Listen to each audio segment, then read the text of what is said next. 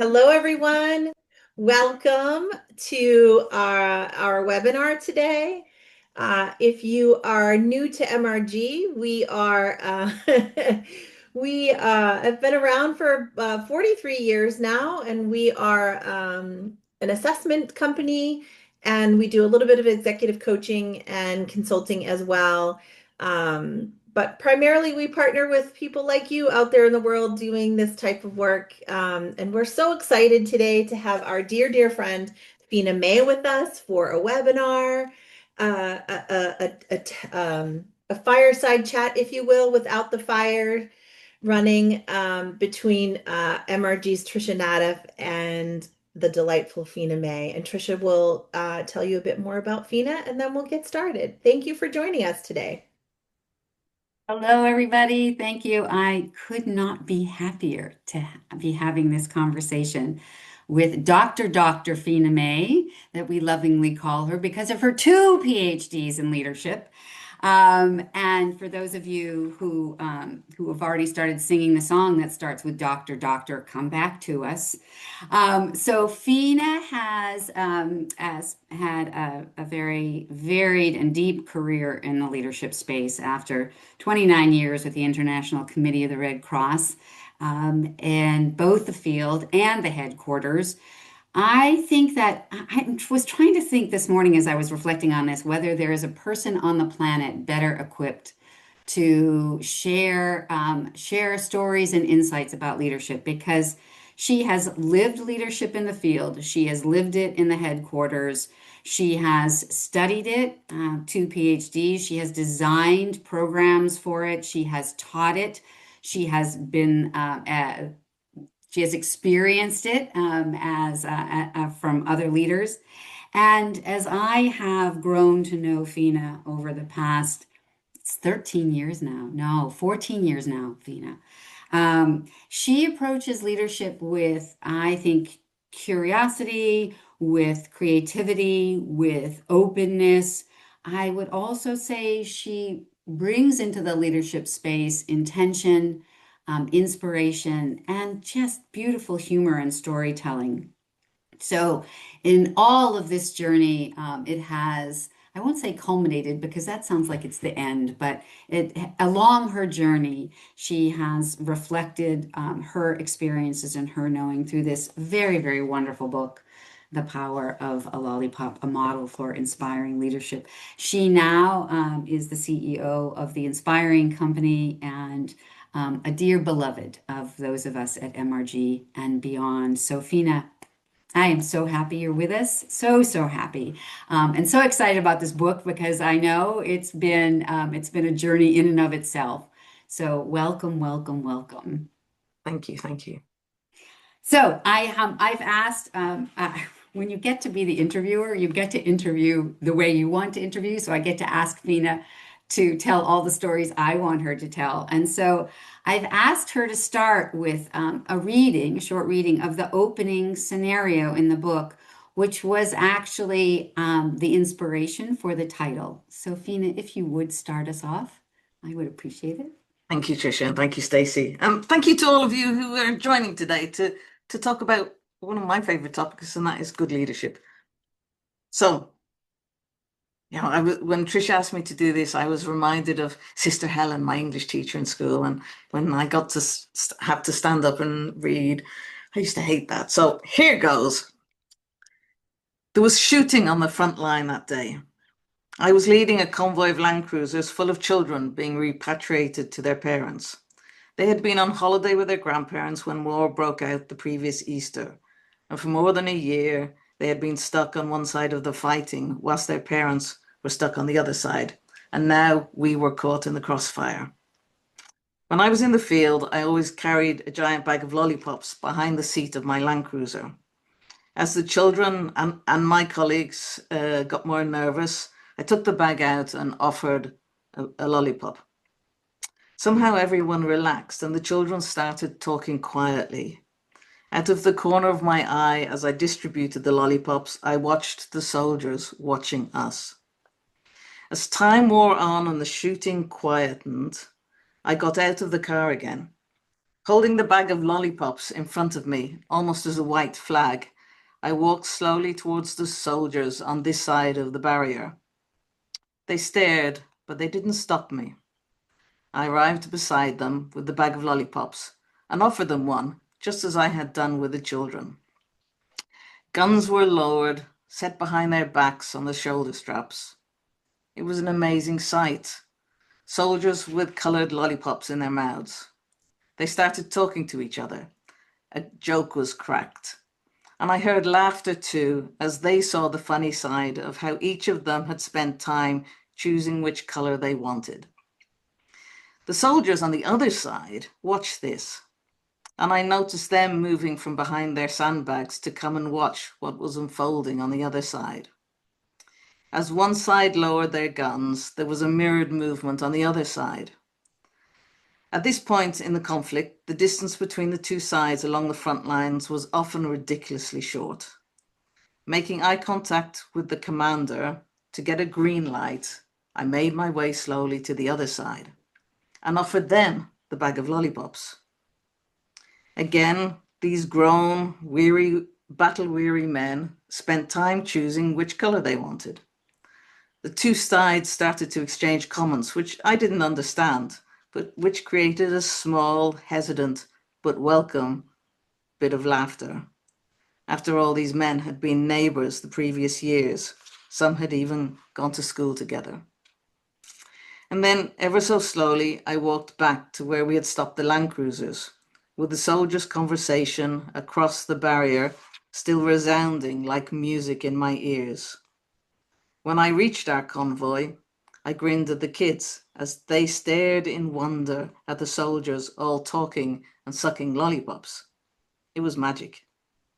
Guns and uniforms had created tension, but guns, uniforms, and lollipops had changed the moment, gave us hope that we would pass, that we would be safe, that we were all human again. And after a while, the soldiers did allow us to pass. I had just turned 24 and was about 6 months into my first real job after university. I was deputy to the relief coordinator in one of the oldest humanitarian organizations in the world. It was 92. The war had been raging for nearly a year.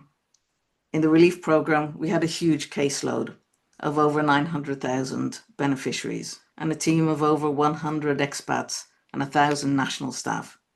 I had no experience in the humanitarian world, no relief experience, nor in fact any kind of real work experience. I had an undergraduate degree in my pocket, but little did I realize the most useful leadership skills would turn out to be those I had learned as a professional clown.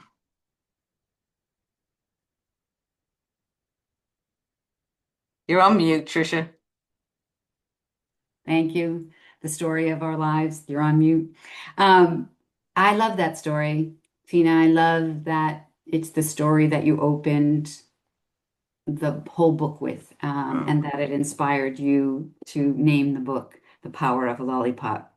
So in that reading, you shared a tiniest bit of your story.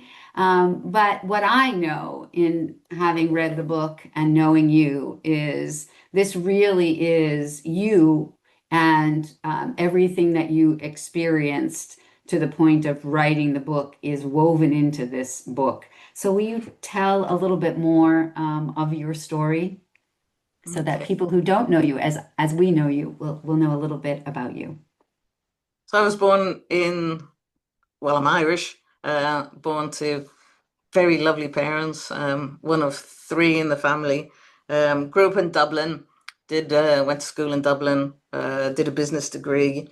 I paid my way through my business degree in part by working as a clown. I had trained with the Moscow Circus School, and I had a great job in a promotions company as a clown, and that's what paid my way through the end of my university.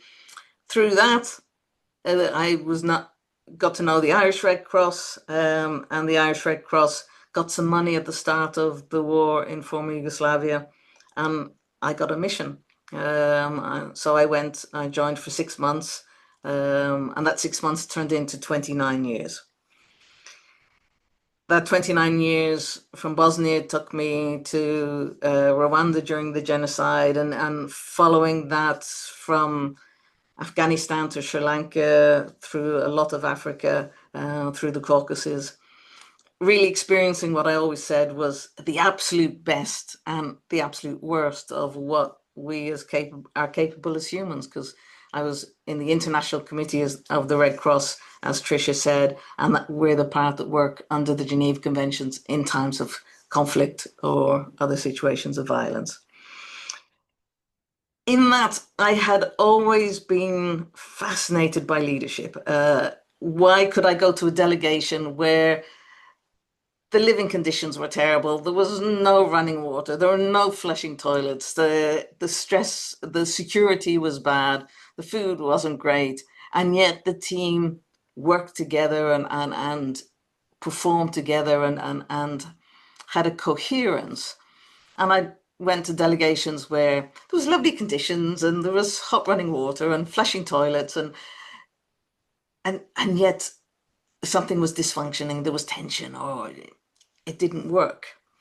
And it really led me to this question of what was leadership? What was that small difference that people made that leadership worked or didn't work? And that was, I remember asking myself that question walking to work one day in Geneva. And I remembered the story of the Lollipop.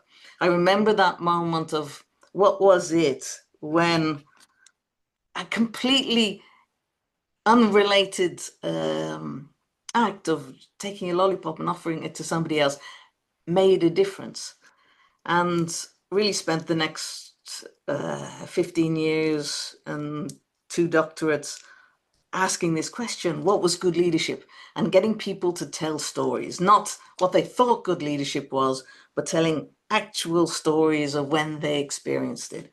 And that was the one research question that I carried through my thesis. From then, and through my career in the ICRC, I was, as Tricia mentioned, I was on frontline field missions at the headquarters in the humanitarian diplomacy side. And then I got the best job ever as Chief Learning Officer of the ICRC, just at the time when I had finished my doctorate and had this leadership model. And thanks to my lovely learning and development team, who pushed me to use that model as the foundation to build the leadership school, we built the leadership school. And the story of the model and the experience of it comes through that research, but also having played with it and taken it to the field and used it for the last 15 years. Tricia, You're you're on again, mute. You're Tricia. on mute again. And I just remember I didn't remind people at the beginning, if they have questions as we go along, please type them into the Q&A, and we'll get to some of your questions in addition to the ones Tricia's asking, Feena. Good one, because if you leave Tricia and myself on our own, we'll keep you here for the next 3 hours. Exactly. 3 hours if Valid you're point. lucky. Um, so Feena, I didn't tell you I was going to ask you this because it just came to me, and but I think I'd love it if you would sort of weave in not only the leadership model, but a little bit of more deeply the story of the Humanitarian Leadership and Management School. In particular, I would love you to tell the non-Disney version of it, right? Because you had to fight to create what you created, and you created something that was very unique, not only unique to in the realm of the ICRC, but from MRG's experience, it was unique in many ways, both I'll just say the attendees and let you say more, and also the design of it in terms of the commitment that a leader would make to participate in the whole thing, culminating in eventually that fourth module. So will you talk a little bit, maybe weave the leadership model into the story of HLMS? Because it's the story from my perspective of courage. It's a story of courage in being willing to really see what would really make a difference in developing leaders within the ICRC and being bold enough to do it. Mhm. Right. So my research question for both doctorates was, tell me a story about a good experience of leadership. And some people said, right, I'll tell you a story. Some people said, now, if you wanted a bad story, I could do one straight away. I have to think about a good one. Some people actually couldn't tell me one, and that was, I found really shocking. In the end, though, I had 300 and something stories from all around the world, and not just senior levels, all through the organization. And there were a couple of things in the findings that were really interesting. One of the most interesting was the issue of power never came up. None of the stories, and we always talk in the academic world, power and leadership, but the issue of power never came up.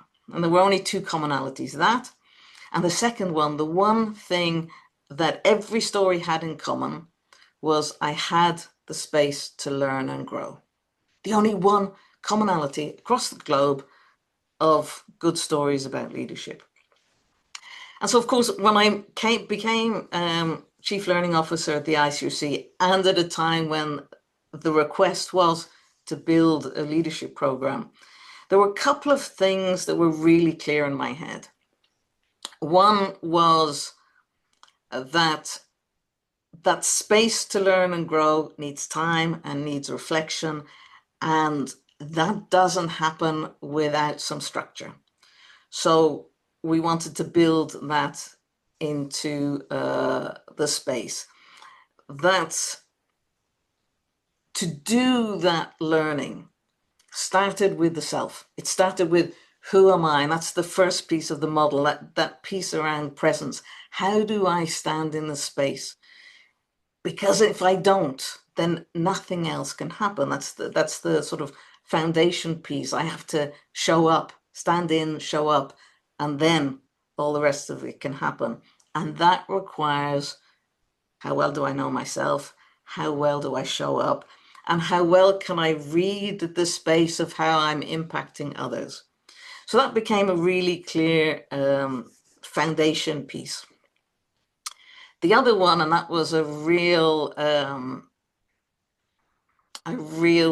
belief that I had, that if we want to create really impactful leadership programs, we have to mirror the spaces we work in. And in the spaces we work in, we have leaders at all levels, and we work across function and across hierarchy.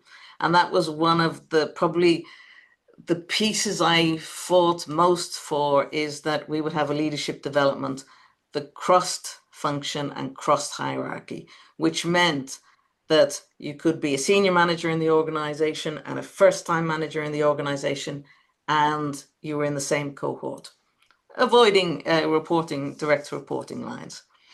That was really scary for the organization. And it was, in hindsight, 12 years later, one of the best things about the program.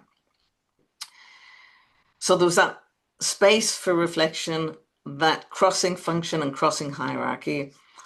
The piece that you had to apply for the program, you can't be made learn the leadership stuff. You have to want to.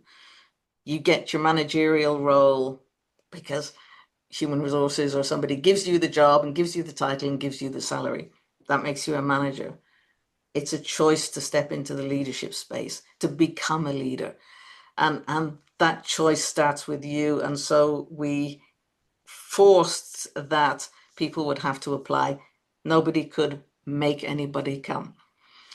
And that was also linked to defining leadership differently. So breaking that idea we often have of leadership, of being at the top of the hierarchy. You know, you are a leader because you have a senior leadership role. And we that's even the language that comes out even from my tongue.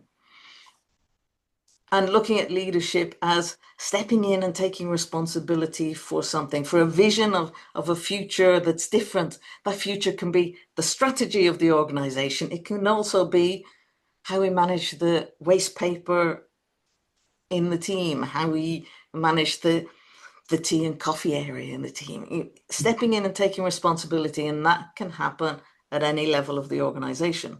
So we defined for applications to the leadership program, anyone who was leading, I think it was I need Sally here, 2 or more people or 3 or more people, or leading a file. And so we had cohorts that were multinational, multifunction and across hierarchy. And it was magic. And because they chose to come. And I think that's a really important part. And that's came from the sort of listening to those stories of what made a difference. Yeah. Can you share then a little bit more about the leadership model and share a little bit more about the modules? So the leadership model so my first doctorate created this just fabulous leadership model. And it had 22 elements and it had linking things, and it was just fabulous. And I was defending it in Paris on a very cold, snowy day, all on my own, because only my wife had managed to get there. My parents had got refused at the gate in Geneva because snow in Ireland just cancelled everything. And this one professor from the Sorbonne said, she asked the question, do you not think your model is a little complicated? Now, no doubt I gave a brilliant answer because I passed. And all I can remember from that moment was, she's absolutely right. Even I can't remember all the things. And she invited me to come to the Sorbonne as a regular PhD student. I could still stay in my job and continue the research. And that taking everything that had come out of the first 4 years of research about leadership and taking it back to the field, really knocking it down to the essence. And what I discovered was, for leadership, good leadership to take place, there were 5 things that were always present. The first was presence. And I talked about that earlier, that stepping into the space, showing up. That's the start of becoming and being and acting as a leader. Once you're present in the space, the second element was relating to the people and the place and the context, so that as a leader, I could understand what is and what needs to happen. Because, of course, always in the element of leadership, there's a vision of something different. I'm taking my team, my file, my organization on a journey. And that that's where we as leaders, we get to really know what is the reality, and we get to really know what needs to happen in the situation. And we do that through listening. And it's how do we listen to the stories of what is going on? So that's the second piece. And once I have that information, the third element we call sense making. So not vision, very clearly, because vision is easy. I can give you 3 visions, and some of your managers can give you lots of visions on a daily basis. The trick, when you've set that vision and you've got the vision because you've done that listening, is how do we do the sense making? How do we move this vision from the idea that's in my head to a shared understanding, so the team or the organization can move together? And I think that's an underestimated part of sense making. And of course, that was really clear in my setting because we were working with really multinational teams. And so that focus on, does everybody understand the same thing, was probably a bit stronger in my growing up as a leader. And once you've done that piece around sense making, then you can move to action, the decisions to actually implement. And so something happens because of the energy that you've put in. It's not rocket science. It's simply slowing down, something that we do really quickly sometimes. We step into something, we have a look around, and we figure out what we need to do and make a decision. slowing it down so we can really be thoughtful in each piece. That creates a pretty good active leadership. The magic is in this fifth element, and we call service. This idea of what is it that's driving me to be bothered to take an active leadership. So not my managerial role, because I've got that anyway, but that piece of what's driving me to make a difference. And we define service as this making a positive difference at all levels. So what's my service to me, because that's part of my resilience, to step into the leadership role, and what's my service to everybody else. And that's what makes sure that it doesn't become an ego act, but rather an echo act, a system act. And so the five elements: presence, relating, sense making, action, and service. Love that phrase, the echo of the system. I also love the you become a manager because you're assigned a role. It's a choice to step into leadership. I love Mhm. that. Bumper stickers. Um, so, Feena, share if you wouldn't mind. So you did this work, and I'll ask you a little bit later on to share a little bit more about HLMS because Mhm. I think the design of that was a really important statement about how people don't develop really as a leader because they Mhm. took a 1 week course or had a coach for a few months. But Mhm. I'll hold on to that because I want you to take us back into the book. I would love for you to reflect out loud with us about how the idea of a book emerged because it's quite an endeavor. Mhm. Even after your PhD dissertations, I'm sure the idea of Mhm. writing a book to be published, and in your reflections about how you came to that and how you worked through that, will you also share a little bit about, how the structure of the book came to you?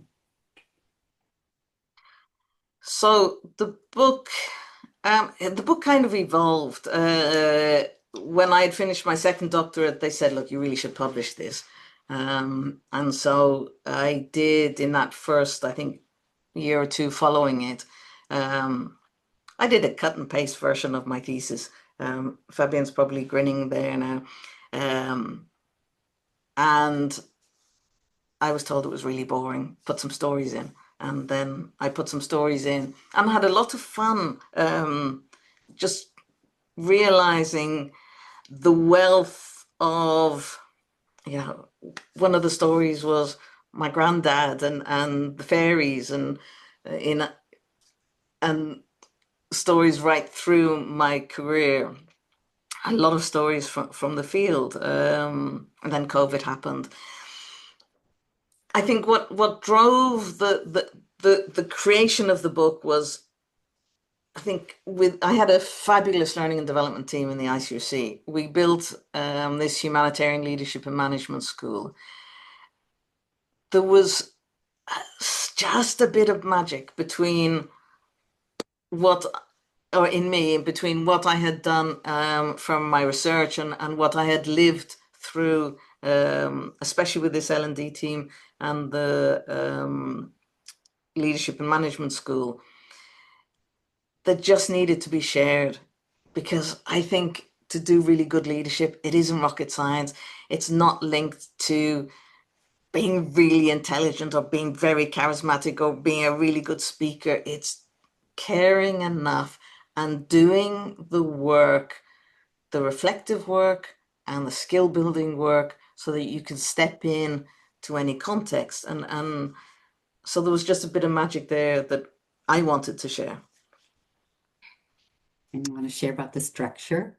All the structure of the book. I hate long books, so I limited myself to a certain number of words.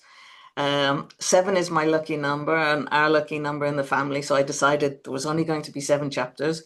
There's 5 elements of the model. So there was an introduction that left space for an introduction and sort of an inspiring last chapter. And the last paragraph, because when I go to bookshop and I look through the book, I always read the last paragraph to see is it any good. So there was a lot of attention to the sort of section of the book. So I wanted it short. Of course, when you are a doctoral student, you're supposed to do a lot of reading. And my first professor said, go away and read all of this stuff and then come back to me. I had to read 5 years worth of the Leadership Quarterly, which if you're an academic, you dream of being published in the Leadership Quarterly. And so I sort of did what I was told. And by about I got through 2 years of the journal, I was going, but I'm a practitioner in the field. This is beautiful science, but actually it doesn't help me in work. And that was a really strong thing that we carried in the learning and development team, that it's got to be useful. And if we teach it, we've got to live it. And that were two of our criteria to navigate all of this. So how could I offer all that I had learned and we had learned in the form of a book that was readable, that was enjoyable, and that had a little bit of scope for doing your own reflective journey. And I think that was something we learned in building the leadership program. One of the best bits was the narrative reflection that everybody had to do at the end of it. And it became a really important part of everybody's journey. I think we need to do that as leaders. If we don't know our own story, and if we can't tell our own story and tell why we're there really explicitly, it becomes more difficult to navigate. And you know, one of my, in addition to the stories, because you're a great storyteller and you have a lot of great stories, I love the exercises at the end of each chapter, which are reflection exercises, but they're so personal. That was one of my favorite parts of the book. So I have a few more questions, but we have some questions. Stacy, you want to guide us to some questions from people who are listening? Yeah, there's one that we'll cover right now, and then we can get to more after. So I actually love the lead into this. It's such a blessing to hear from you about and the lollipop story. Except the fact that there's a business that created a special lollipop without sugar, giving the lollipop might also be a metaphor for good, quick, good intention offering, yet for the consequences that it could harm you long term, in that you might have to go to the dentist if you eat too many lollipops. So, when you are crafting leadership decisions, what is your process to quickly know if your actions could harm mid or long term? And is there a way to lead without a lollipop or a dopamine spike? Great question. So it happened that I had a bag of lollipops. And it was, to be very truthfully honest, when I started in the ICRC, I was one of two non-smokers at the time. And we had been told, I probably shouldn't say this out loud, but we'd been told, when you're at checkpoints, have something in the car that you can offer. And everybody had cigarettes. And I was going, I'm not using cigarettes. I don't smoke it. So I'd asked the admin to buy me something that I could have in my Land Cruiser. And by chance, she came up with lollipops. It's not the lollipop per se. That's my story. It's that what is it in all of who you are that are those little moments of offering that make connection? For some people, it's the coffee machine in their office. It's the cookie jar in their office. It's the basket of fruit. I happen to work in a team that they just like sugar, I think. And it's that making that connection that's important. And I think as leaders, the really only way we can know that we are doing good on the long term are two things. One is, what's the service I am walking into this space with? And if that's clear, and if that is to make a positive difference at all levels, it's not that you will always get it right, but you will learn to course correct quickly. You will go in with the right intention. And when we're in the leadership role, especially the higher up the hierarchy we go, the people that will hold you grounded are your team. So how good am I at creating a space where there is real, honest conversation? Because the further up you go, the more precious that is. And it's your team that holds you to your brilliance, much as much as you do to your own. I hope that answers. Thanks, And if it Feena. doesn't, ask another question.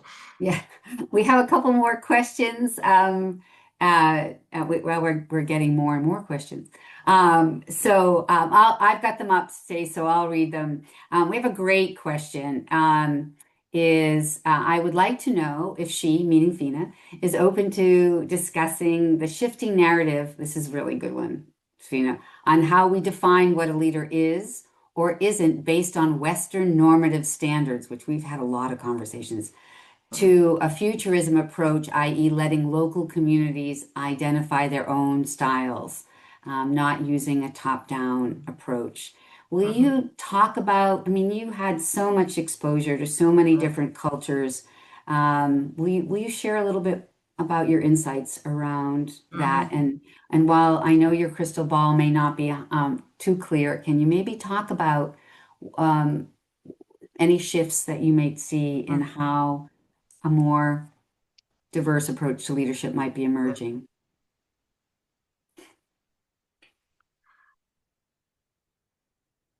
So I think there is definitely a more diverse approach to leadership emerging. Even in when I was in the humanitarian sector, and the humanitarian sector has moved really far in from a one could say a sort of a colonial approach. You send people out, you send goods out to saying, well, the people that know what they need are the people themselves. So how do we empower and strengthen and build leadership at local communities? How do we think differently? And I think we have for multinationals still a really long way to go. Because while we might be good at having different nationalities on top leadership teams, if you did anything like psychometric tests or looked at their educational background, you would start seeing it's all incredibly similar. So we have a long way to go at how do we experience different ways of getting to leadership. I think what I held on really strongly, and that was a really strong piece in my the setup of my research. I was looking for, could we define leadership that would cross culture and context? Simply because we worked in 82 contexts and we moved around a lot. I think what we have with the leadership, the Lollipop model, is something that you can be present in a multitude of forms. You can relate in a multitude of forms. What you have to do is create those relationships where you can gather the information, where you can listen, where you can do that story listening so that you understand what the context is. That sense making, and that's why vision, yes, it's important, but it's useless without the sense making. The sense making has to take into account all of the people for which sense has to be made, and that will cross culture and context. So it forces us to think differently. It forces us to go, there isn't a one way of doing it, leadership. There is the way of doing leadership that's appropriate to the context and the people in the context. It's a lot more work depending on the context, how you show up in terms of relating, how you show up in terms of sense making changes. The language that you need changes, but it makes us really much more aware of doing that listening work and seeing what's appropriate to the space that we're in. And I think in Western North American or European North American systems and organizations still have a long way to go. We've become very good at being diverse, but if you look underneath, all of the people succeeding are succeeding because they're appropriating the organizational culture and norms and ways. We still have a long way to go to going how different people can show up really differently and find a middle ground. And it's this story listening becomes really important. I Thanks for hope that, that Feena. answers it. I think about all the things that we've learned being alongside you in the humanitarian space about the importance of cultural traditions, the importance of making space and not rushing things, Mm-hmm. the importance about thinking about who's included, the importance of ritual. Um, so yeah, Mm-hmm. but yet unfortunately, I agree, we're still quite a ways away Mm-hmm. from having that truly diverse and in some ways more agile way of making space for and valuing other approaches to leadership. There's one more question. I'm going to tie it to one of mine.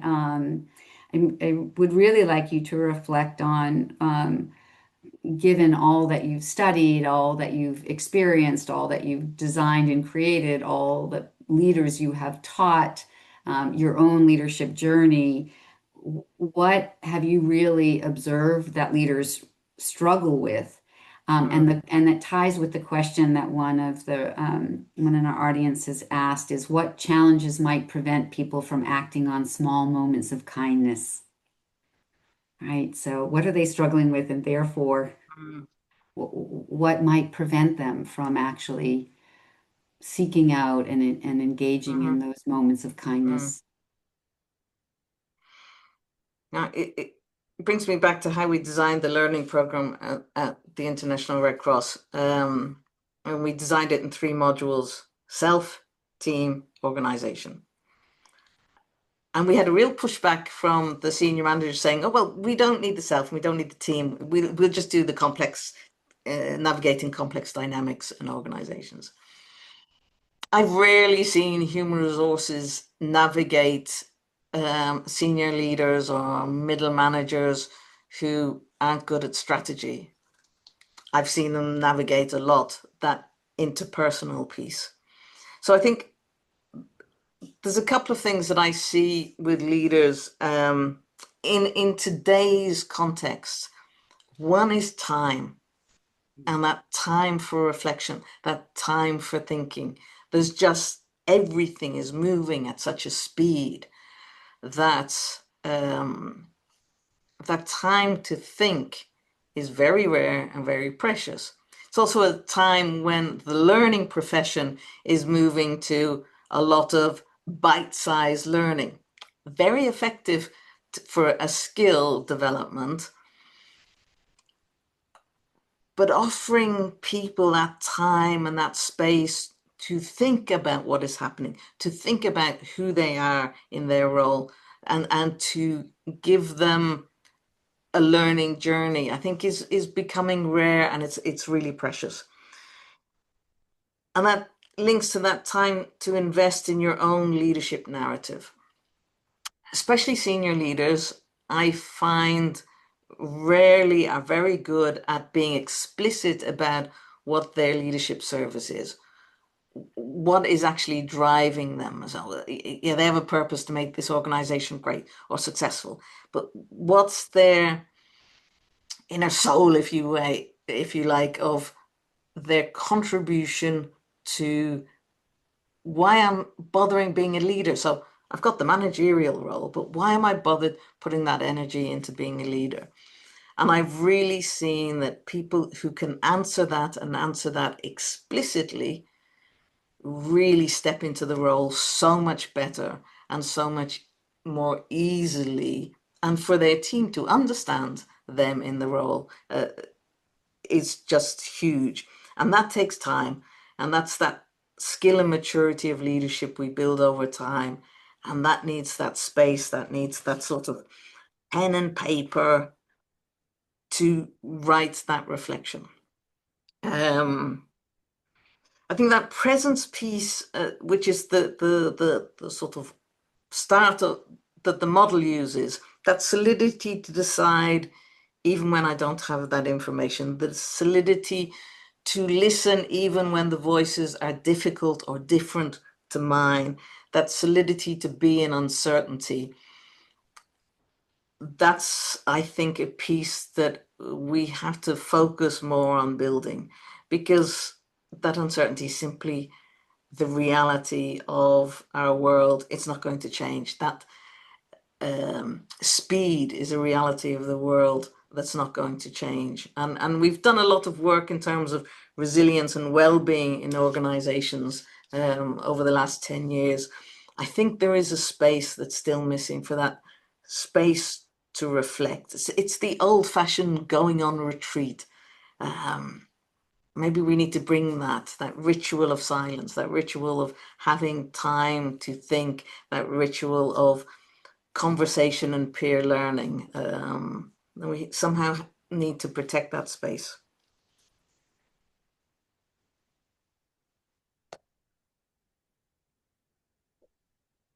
Does that answer you? Yes, I think that's great. I have to just share, Stacy and I we belong to the Association of Learning and Development Organizations, and we had the good pleasure of having Amy Edmondson come and have a kind of like a fireside chat like this. And so for those of you who may not know her, she's really the person who really put psychological safety on the map for all of us. And when she was asked, almost, what's next for you, or what are you hoping to learn, or what are you longing for? And her answer was, I am longing for time for some deep thinking. I think you've sort of tapped on something, Feena, of the pace of information, the pace of the world, certainly with AI coming into the mix as well.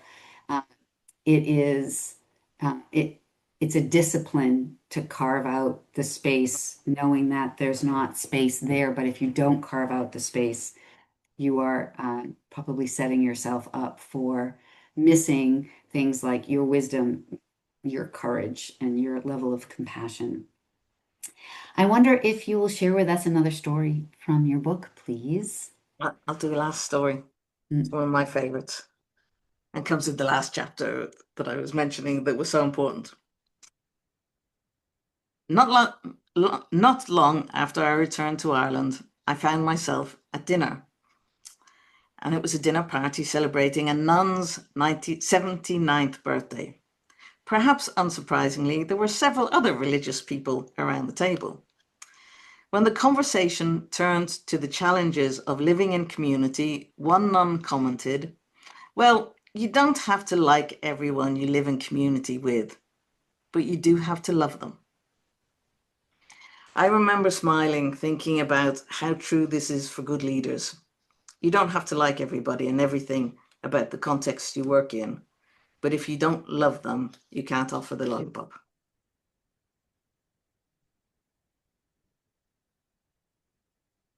I love that. I love that.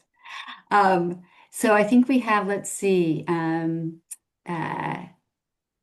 it's yes, thank you. Yes, Amy is so amazing in the field of psychological safety. Deep thinking is like a garden. It has to be structured so it can grow.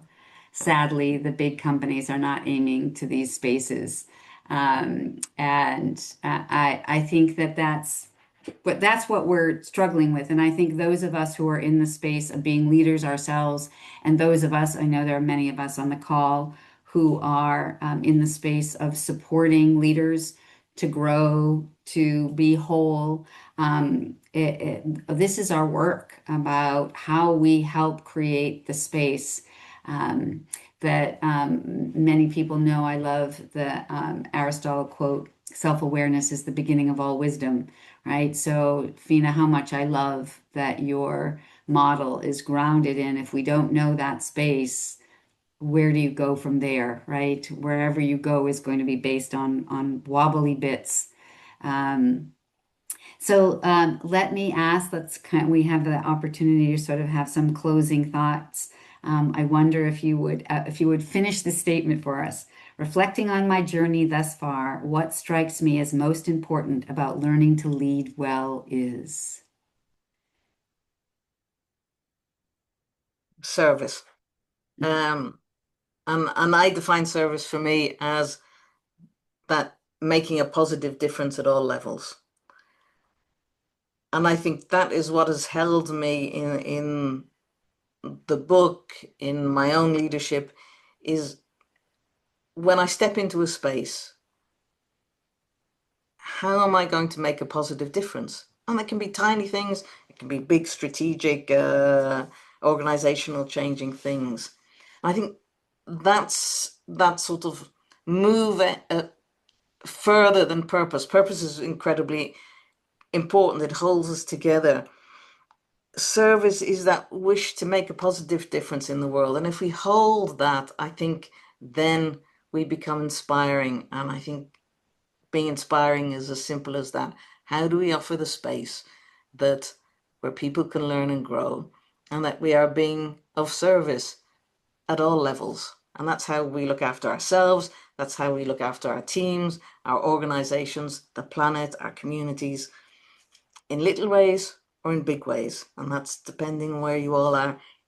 There isn't a difference. It's still leadership, whether it's how you work in tidy towns in your village to how you do your strategic visioning for a big multinational organization. You get the five pieces around presence and relating and sense making and action and service right and explicit, then the world is a better place. Thank you, dear one. Very inspiring. Very inspiring. Feena has given us the gift of a link with a discount that we'll send in our follow-up email. We'll send a recording of this and we'll also send the link. But we also have spun the wheel, and two people have won the gift of a signed copy. Stacy, can you tell us? Drum roll, please. Yes. Marvin Lindsay and Susan Colby. Congratulations. We'll reach out to you Yay! and make sure fireworks. Make sure that we get you your book. Feena, thank you so much for writing the book. Thank you for our years of friendship and connection. Thanks for taking the time. I want to say hello to Mother and Father May, who are on. Hello! And to all of you, thank you so much for taking the time to join us. I can just not endorse this book enough. If you haven't purchased it yet, the link will be coming to you. It is a book, from my perspective, about really deeply connecting to self so that you can offer yourself in the form of leadership to others. And it's beautifully written, joyfully written, with exercises that will really take you into deeper levels of self-knowing, which I really appreciated. So thank you, my dear. Thanks for hosting us, Stace. Thank you for being with Thanks. us, everybody. More to come in our follow-up. Thanks, Bye for everyone. now.